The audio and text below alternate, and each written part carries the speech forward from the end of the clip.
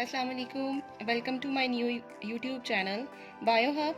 अगर आप इस चैनल पे नए हैं तो प्लीज़ इस चैनल को सब्सक्राइब करें, लाइक करें और शेयर भी करें। इसमें हम बायो हब में बायो पे लेक्चर्स अपलोड करेंगे। फ़र्स्ट ऑफ़ ऑल हम क्लास ऑफ 9 से स्टार्ट कर रहे हैं, उसकी बायो की बुक से स्टार्ट करेंगे और फिर जैसे जैसे आपको कोई ज़रूरत होगी, कोई टॉपिक में आपको कन्फ्यूजन होगी तो आप मुझे कमेंट कर सकते हैं। उस पर भी आपको वीडियो जो है वो मैं अर्जेंटली शेयर भी कर सकती हूँ। आज जो हमने स्टार्ट करना है लेक्चर वो हम कर रहे हैं चैप्टर नंबर 9 जो कि है ट्रांसपोर्ट। अच्छा, मैं ऐसे आप लोगों को लेक्चर डिलीवर करूंगी कि जो इंग्लिश मीडियम के बच्चे हैं या उर्दू मीडियम के बच्चे हैं, जो सेक्टर है, पब्लिक स्कूल्स हैं, उनसे बिलोंग करते हैं, उनके लिए कन्वीनियंट रहे, उनके लिए आसान रहे मेरी बात को समझना, ताकि वो समझ सकें इसको। हम पढ़ रहे हैं जी ट्रांसपोर्ट। ट्रांसपोर्ट है क्या? बेसिकली जो कम्प्लेक्स एनिमल्स हैं, कम्प्लेक्स प्लांट्स हैं, उसमें डिफ्यूजन के ज़रिए से मटेरियल्स एक जगह से दूसरी जगह पास ऑन नहीं हो सकते, एक जगह से दूसरी जगह जा नहीं सकते। इसके लिए हमें एक कम्प्लेक्स सिस्टम की ज़रूरत होती है जो कि है ट्रांसपोर्ट। अब ट्रांसपोर्ट उसमें वाटर भी है और ट्रांसपोर्ट ऑफ फूड भी है। अब ट्रांसपोर्ट ऑफ वाटर और ट्रांसपोर्ट ऑफ फूड के लिए दो तरह के टिश्यूज़ हो सकते हैं।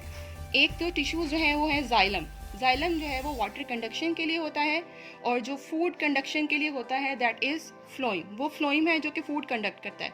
अब ऐसे प्लांट्स जिसमें जाइलम एंड फ्लोइम प्रेजेंट हैं वो वेस्कुलर प्लांट्स कहलाते हैं, क्योंकि ये दोनों टिश्यूज़ कलेक्टिवली वेस्कुलर टिश्यूज़ कहलाते हैं। तो ऐसे प्लांट्स जिसमें वेस्कुलर बंडल्स मौजूद होंगे या वेस्कुलर टिश्यूज़ मौजूद होंगे, यानी कि जाइलम और फ्लोइम, तो वो वेस्कुलर प्लांट्स कहलाएंगे। और ऐसे प्लांट्स जिनमें ये मौजूद नहीं है वो नॉन वेस्कुलर प्लांट्स कहलाते हैं। अच्छा जी, नेक्स्ट देखें कि वाटर एंड आयन अपटेक होता किस तरह से है। इसके लिए रूट्स जो हैं, जो हमारे पास प्लांट्स की रूट्स होती हैं, वो ना सिर्फ प्लांट्स को एंकर करती हैं सोइल में, बल्कि वो ऐसे फंक्शंस भी प्रोवाइड करती हैं जो कि प्लांट्स की सर्वाइवल के लिए बहुत ज़्यादा ज़रूरी हैं। उसमें एक है कि वो सोइल से वाटर को एब्जॉर्ब करती हैं, यानी कि पानी को जज्ब करती हैं, और इसके अलावा सोल्ट्स को यानी कि नमकियात को भी। इसके अब जो रूट्स में ही जाइलम और फ्लोइम मौजूद होते हैं, तो इसका मतलब ये है कि जो रूट्स हैं वो हमें प्रोवाइड करी हैं कंडक्टिंग टिश्यूज़ जो कि हैं जाइलम एंड फ्लोइम। अब जाइलम और फ्लोइम मौजूद कहाँ है? जाइलम और फ्लोइम जो है वो प्लांट की रूट में मौजूद हैं और ग्रुप की फॉर्म में मौजूद हैं। जब वो ग्रुप की फॉर्म में मौजूद हैं तो क्या बना देते हैं? एक रोड शेप्ड कोर बना देते हैं। अब सबसे जो जाइलम एंड फ्लोइम के बाहर जो है थिन वॉल्ड सेल्स होते हैं जिनको पेरिसाइकिल बोलते हैं। पेरिसाइकिल को सराउंड करेंगे एक और थिन लेयर सेल्स जो कि बनाते हैं, जो कि कहलाते हैं एंडोडर्मिस। एंडोडर्मिस के एक्सटर्नल में मौजूद होते हैं कॉर्टेक्स, और उसके एक्सटर्नल में जो मौजूद होते हैं दैट आर एपिडर्मल सेल्स।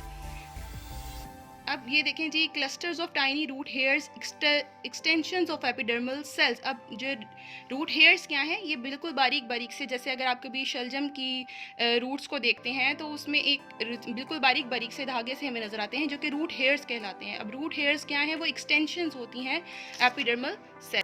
एक जो इम्पॉर्टेंट फंक्शन हमारे प्लांट्स में हो रहा होता है, एक फिनोमेना है, एक प्रोसेस है, दैट इज़ ट्रांसपिरेशन।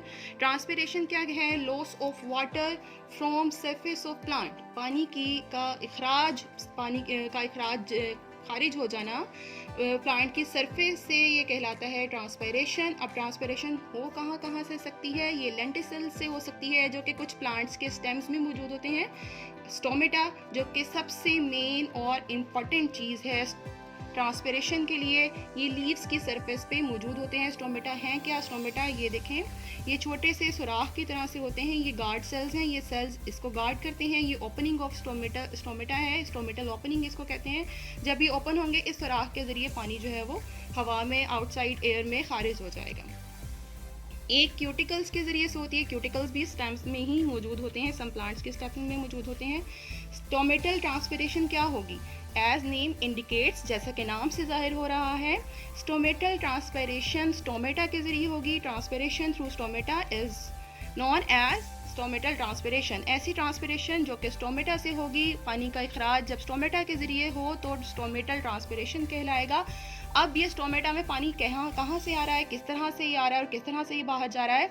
सबसे पहले water is drawn from xylem, xylem से पानी को लिया जाता है और वो मीजोफिल सेल्स में आता है। मीजोफिल सेल से ये इवापोरेट होता है कहाँ पर, एयर स्पेसिस में। एयर स्पेसिस किसको बोलते हैं, खाली जगह, ऐसी जगह जहाँ पे कुछ मौजूद नहीं है, एयर स्पेसिस कहलाएंगी और वो लीव्स में मौजूद होती हैं।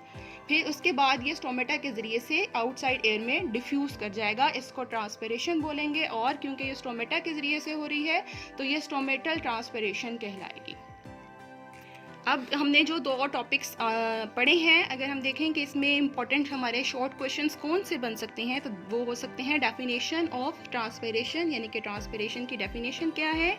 वो मैंने आपको बताया कि ट्रांसपिरेशन है removal of water from the surface of plants, plants की सतह से पानी का इखराज जब होगा वो ट्रांसपिरेशन कहलाएगी। इसके अलावा फंक्शन ऑफ रूट हेयर्स क्या है, फंक्शन ऑफ रूट हेयर्स मैंने आपको बताया था